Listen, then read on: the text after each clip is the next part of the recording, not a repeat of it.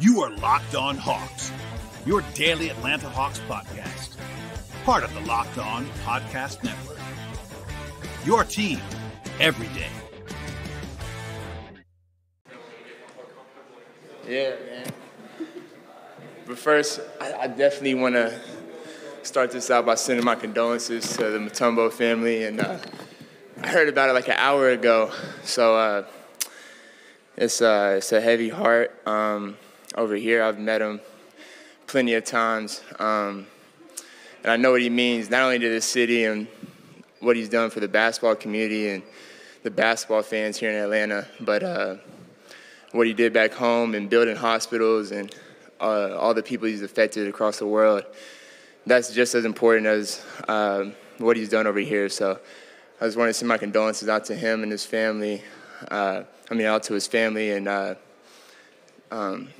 we lost a legend today for sure. Just what were your first memories of, maybe meeting him or interacting with him, just to follow up on your opener?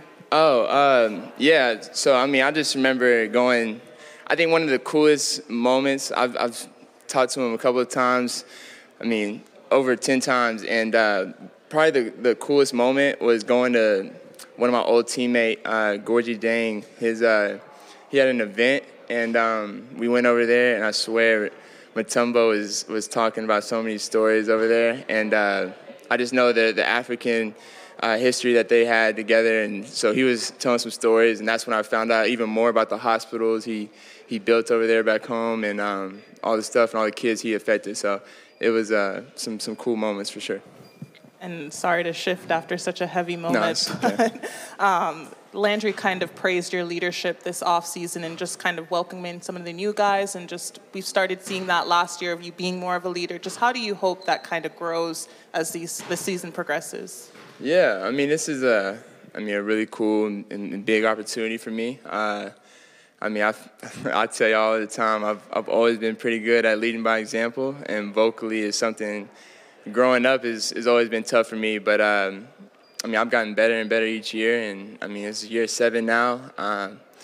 We have a mixture of some vets, but we have a lot of young guys too that we can give a lot of knowledge to, and I can give a lot of knowledge to. And so for me, it's just about being vocal and speaking up more. Trae, kind of piggybacking off that, what was it like to have a couple of your teammates with you from the point tournament, and then as well as getting to have Zach experience American football for the first time? Man, that was one of the highlights of my summer. It was great. I thought it was really cool. Bringing a kid from France over here to the States, and him going to Norman, Oklahoma, in some of his first few weeks out here in the States, it was great to have him come down, and then even Dyson coming down. I know he's going to be a big part of our team this year, so building that chemistry and trying to know him even more just before we got to camp was important to me. So I was glad that they were able to come down and spend some time with me. Trae, we've seen a lot of videos during the offseason on social media of you not only in the weight room, but you in the gym. Looks like you were getting stronger and, of course, continuing to grow your game. What were you working on this offseason, and what are some of your personal expectations going into year 7? Yeah, for me, I don't know how many new moves or new little tricks I'm going to add to my game. So for me, I value playing. I value being durable. I think the fans value me. Would rather see me out on the court than on the sideline. So for me, I hated, even though it was a little freak injury last year, I hated missing as many games as I did last year. It didn't feel right. And so for me, every summer now as I get older, it's just how can I continue to add strength, but also be smart about my body and make sure I'm able to come into the season healthy, in shape, and ready to go. And play a full 82-game season plus more. So for me, that's kind of like my focus when it comes to training in the off season. Hey Trae, and What's kind up? of piggybacking off of that, just how's your approach to the off season changed since you were drafted to now? Like, how do you approach it, and what do you want to see out of the off season? Every off season is different. Obviously when you're a rookie coming in, you don't know what to expect. You're kind of just working on things that has gotten you up to that point, and just maybe adding some new things here and there that you hear what it's going to be like coming into the league. But now after having so many games and I kind of know how to prepare, it's, for me, like the offseason is just about my body, making sure it's durable, it's strong, and ready to bang with these big dudes. You know what I'm saying? So for me, I value playing more than watching. So that's my training. That's my thought process going into the off seasons. We see that the team added some size with Dyson coming over a little bit more, and we saw you take some steps forward with your defense. How do you see that partnership maybe helping you on the defensive end even more and taking a step forward? Can you repeat your question again? No problem. Me? Yeah. With the addition of some more size, yeah. I'm curious how you feel like that size will help you add to your defensive game and take another step forward. Yeah, I mean, we got obviously some really, really new talented dudes and good players.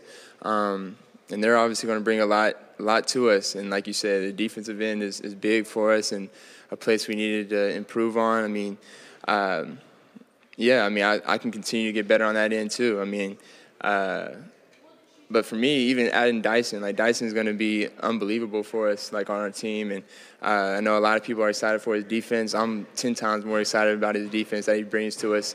But it's also my job to make it easier for him on offense. Like he's a really good player. He can make a lot of plays. Was on a team that was talented, that he didn't have to play as much, and you only know him for as a defender. But he can do a lot more than that. But he's going to be known for defending and locking guys up, locking the best players up, and so it's on me to help him with the other stuff. So our team is really good. We bring a lot of different things, and it's going to be fun. Trae, you mentioned hanging out with Zach this offseason. You being an OG now, were y'all putting each other on music? You were giving him some music advice, or if so, what did you put him on? Nah, I ain't put him on no hip hop yet. He flew on the plane back with me. We was more talking. We was more chopping it up and talking about some basketball stuff than music, but. That's definitely going to be in these preseason games. That's going to be the topic of discussion for sure. I don't know if we're going to let him on the aux, though. I don't know what music they got over there. Hey, what's up, Trae? What's up? Playing in a city like Atlanta, man, it's a lot of celebrities courtside. How's that environment for the players? We see what that's like for the fans, but, anytime you look up on the sideline and you see like a Boosie or a DC Young Fly clowning and having fun, what is that like for the players? I mean, it's great. It's great for us as players. It's exciting as a home player to have these guys here. A lot of the time, most of the time, supporting us, and sometimes too much. Sometimes you can get an opposing superstar going by the way you talk to them. I know firsthand. So we have a lot of stars that come and sit courtside and like to talk trash and like to get these guys going. So it's a good thing for the league and for us. It only brings the best out of us and everybody playing. So it's fun to be a part of for sure. Hey, Trae. Yeah. You and Jaylen, we saw what you all were able to do last year playing with each other. Where do you think you guys can take that next step as far as partnership this season? Yeah, for us, it's just about being on the court together more. I think this is year 3 or maybe even 4 for him, but it feels like 2. You know what I'm saying? Like he played last year, played one season, but was even last year he had some ankle injuries. And for me, I'm just praying that he's here and available for us, because when he's playing, he makes our team better. And then obviously when he's not, especially this year, it's going to be a big hole for us to fill. So we need him out there playing for us. I hope y'all notice he's wearing some ankle braces now. So that's a good addition to him. I'm happy, because that's something I had to add. So it's really cool that even somebody as athletic as him is wearing ankle braces. So it's cool that he's doing that, and he'll play some more games for us, and it'll be better for us. Hey, Trae, you've mentioned before just about your goal is to win. And so would it be safe to assume going into the season, obviously maybe playoffs is a goal and seeing how far you can go, or is there other things and other perspectives that you're also looking at that you would like to accomplish during the season?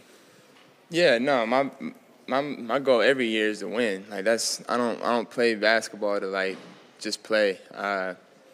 My goal is to win. Like every night I step out there, I feel like we can win. So I want to be better than where we were last year. So we weren't in the playoffs. We need to be back in the playoffs this year. So regardless of how anybody looks at our team, I mean, I feel like we need to be there. And so it's my job to do everything I can to be ready and also lift my teammates up as much as I can to make sure we're all ready each and every night. So, no, that's the goal every year. Hey, Trae, with the game constantly evolving and new rules coming and changing, what is a rule you'd like to add or change to the NBA? Ooh, that's a great question. That's a great question. If there's anything I'd want to take away or add, man, I don't want to end it like that. Oh, man, that's a great question. You leaving me speechless right now. I don't know. I feel like the game's in a great place.